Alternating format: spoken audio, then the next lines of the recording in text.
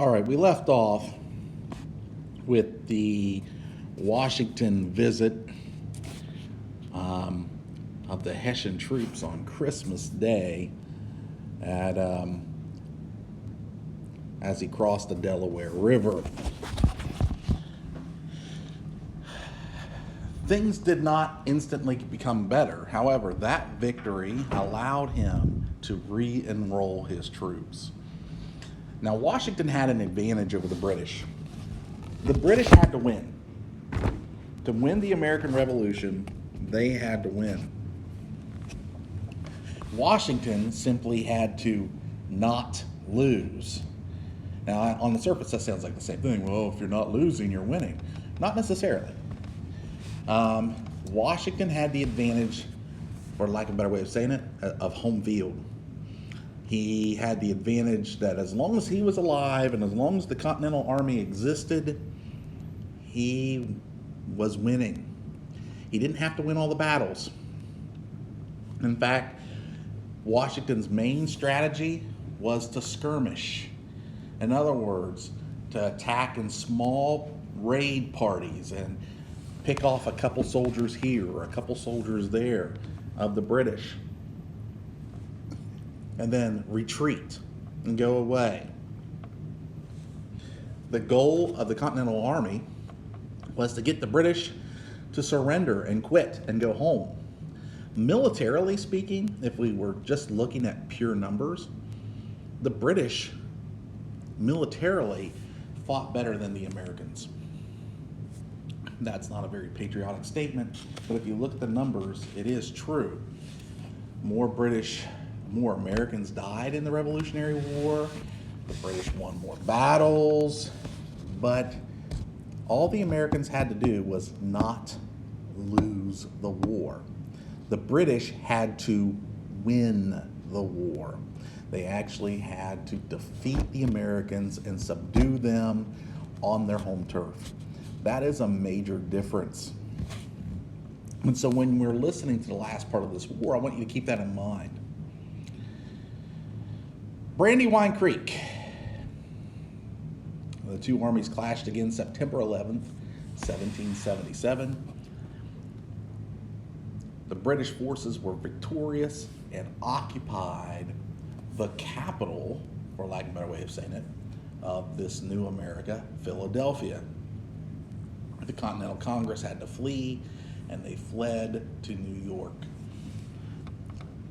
On October 4th, 1777, Washington struck back at Germantown, but again, the Americans had to retreat.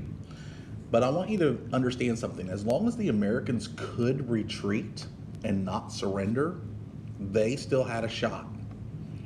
So here you have the British winning battle after battle, 1777, and yet they were not winning the war yet. They had to get the American army to surrender.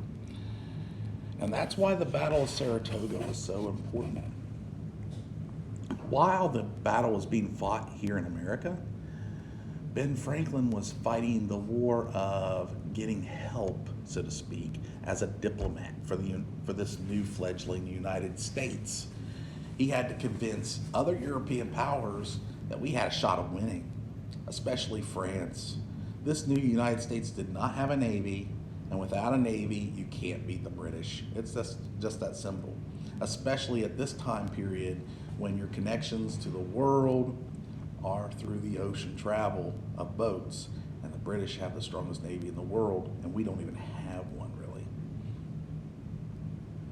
The Battle of Saratoga was important because of that. The British General John Burgoyne led troops toward New York from Canada. He was marching down the Hudson River Valley. As Burgoyne moved south, Patriots destroyed bridges and cut down trees to block his advance. They basically relied on guerrilla-style warfare or hiding behind rocks and trees. And they would shoot at the redcoats and then retreat away. Their main goal was to make it as difficult for Burgoyne to travel as possible. Ironically, Washington gets this idea from his past. If you remember the French and Indian War, when General Braddock tried to build a road through the wilderness from Cumberland to what is today Pittsburgh, Pennsylvania, that's what happened to them. And the British were defeated there. Washington narrowly escaped with his life. And that story went through all the American generals at this time period. And now here they are using the same strategy against the British. But this time, Washington's on the other side. Burgoyne finally had to retreat, but he waited too long. His arrogance got the best of him. The Patriots surrounded him at Saratoga, New York. On October 17th, he surrendered to the American Army. The Battle of Saratoga, New York was the turning point of the war. The Americans captured the whole army of General Burgoyne. The Americans took all the supplies and the arms and captured 6,000 prisoners on that day. After the great victory at Saratoga, France decided to enter the war on the side of the Americans to fight against the British. And we would not have won the war if France did not jump in on our side, because they had a navy that was strong. Maybe not as strong as the British Navy, but they were strong enough to accomplish the goal. All right, look at these questions. See if you have that in your notes. Again, you do not have to turn in the questions answers for me as an assignment. This is just a note guide. A lot of people point to Saratoga as the turning point of the war, and it definitely was. Personally, myself, I point to Valley Forge. Now, this is a personal opinion. I'm saying that up front. And the reason I point the Valley Forge is there were not a lot of victories other than the Battle of Saratoga in 1777 and 1778. And at Valley Forge, Washington has 10,000 soldiers, and if he's going to win the war, he's got a very difficult task. First, he has to teach them discipline. He has to defeat the British eventually. They're going to have to come out of the trees and from behind the rocks and defeat the British Army somewhere in continental style warfare to get them to surrender. You can be an irritant until then, but the goal is to get them to surrender. At Valley Forge, supplies were running out. The Continental Congress was not able to send supplies like they had intended, and Washington is writing back, hey, we're running out of stuff. We're running out of food. A fourth of the men died by spring. Many people deserted. And yet, he was able to hold a significant portion of those soldiers together through that winter. Not only that, by February, help did arrive, just not the help that initially seemed what was needed, but it was exactly what they needed. Baron von Steuben, along with the Marquis de Lafayette, helped train the American soldiers from a militia to an actual army that was able to fight against the British. That all happened at Valley Forge. And to me, that's the turning point of the war. The Americans then had the advantage. They could fight guerrilla style, which the British could not because they weren't trained in that. And then they could switch gears and fight continental style when they had the advantage. The Americans did not engage the British much when they had a disadvantage. They relied on guerrilla style, but when they saw an opportunity, they took their shot. And sometimes they still lost. To tell you the truth, sometimes they still lost. But being able to take advantage of the advantageous opportunities allowed the American army to eventually win this war. All right, there's your questions. See if you have that in your notes. British General Clinton left Philadelphia on June 18th, 1778. The tide of the war is beginning to change. He was met by the Continental Army near Monmouth Courthouse on June 28th. The encounter ended in a draw, and Clinton continued north to New York. And this was the last major battle in the North. And the British would hold New York literally until 1783, when the Treaty of Paris was signed. And they would actually have troops there even a little bit after 1783. Meanwhile, a moral victory happened when an American pirate named John Paul Jones, on his Bonhomme Richard, was able to overtake the great British ship, the Serapis, and get them to surrender. Honestly, this was like a little victory, but morally it was a great big victory, and it was very symbolic because an American ship was able to destroy or defeat a British ship. It was symbolic that the Americans were able to fight against the British. All right, see if you have that in your notes, and we're going to move on. The fighting also took place in the West.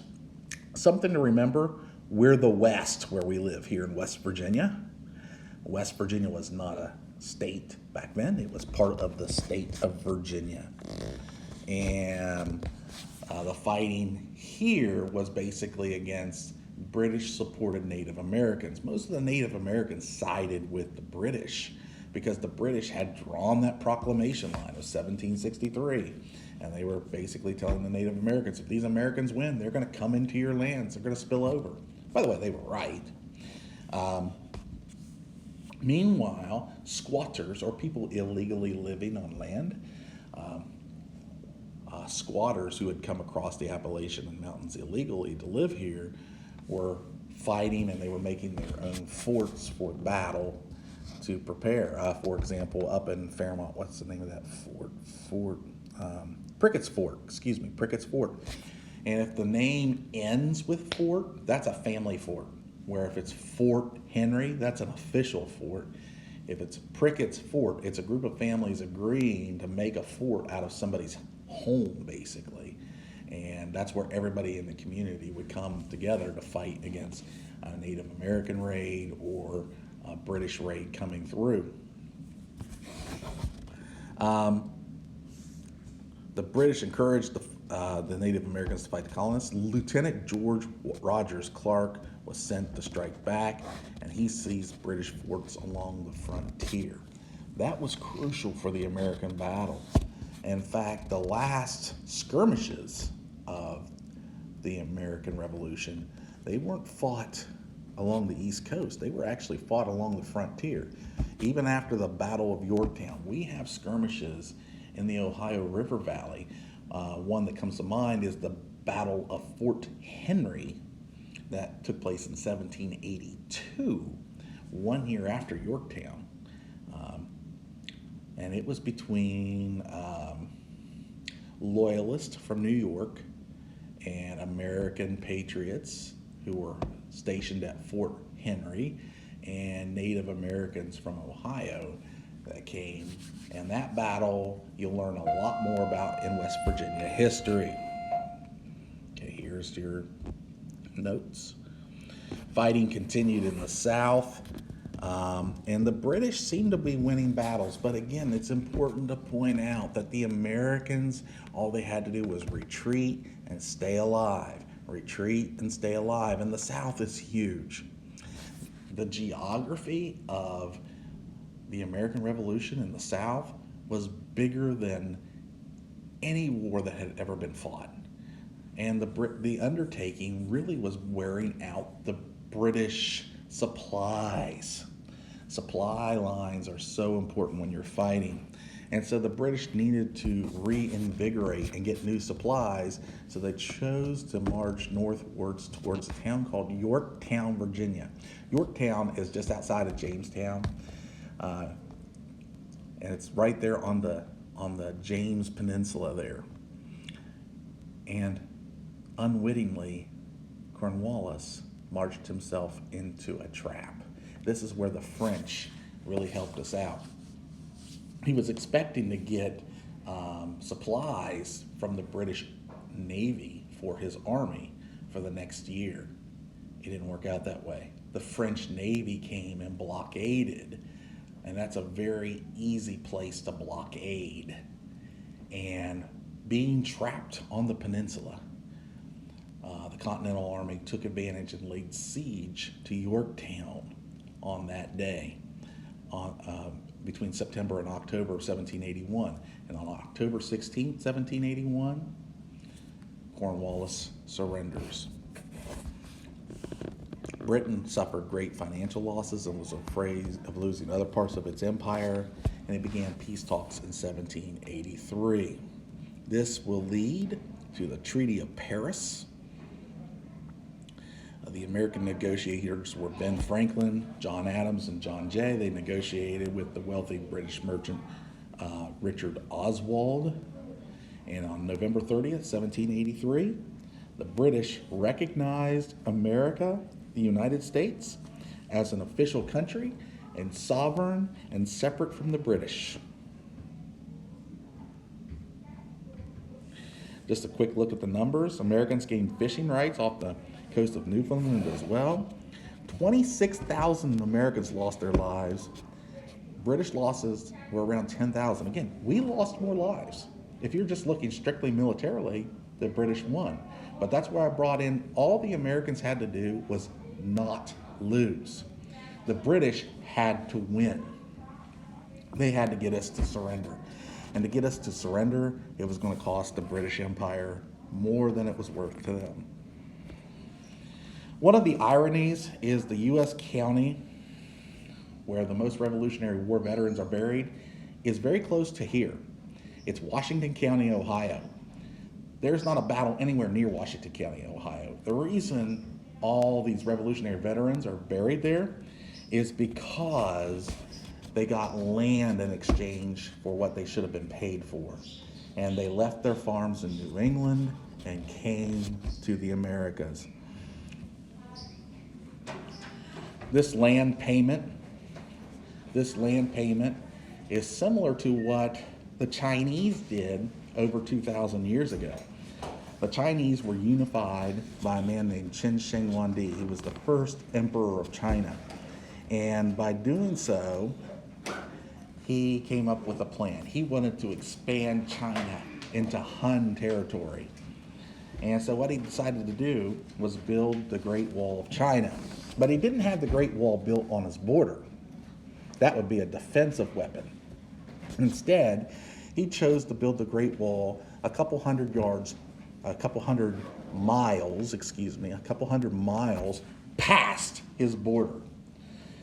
So he built his wall in Han territory and then claimed the area between his border and the wall as part of his empire, and then paid his soldiers who fought for him by giving them tracts of land in that newly acquired land.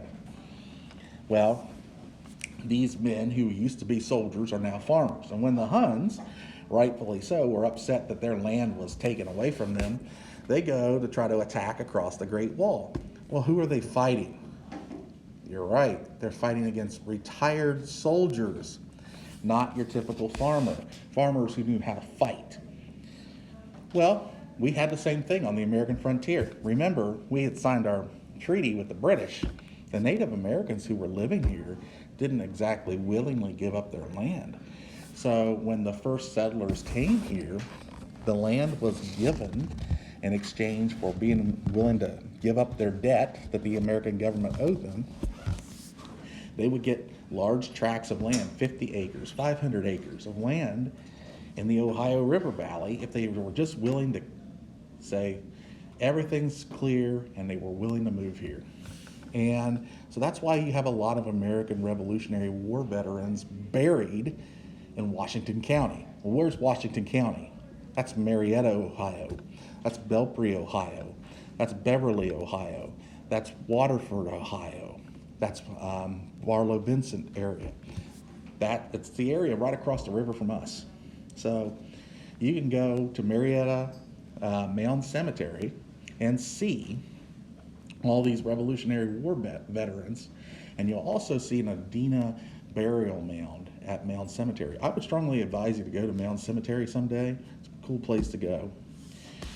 Of course, Washington County was named after George Washington, but it's not the only place in Ohio named after George Washington. Cincinnati is named after George Washington. And at first you're like, well, why is Cincinnati named after George Washington? Well, it goes back to an old Roman Empire story where a man named Cincinnatus, who was a farmer who had retired from military battle, was called upon by the Roman Empire to temporarily lead them and then give up his power after a victory over an oppressor.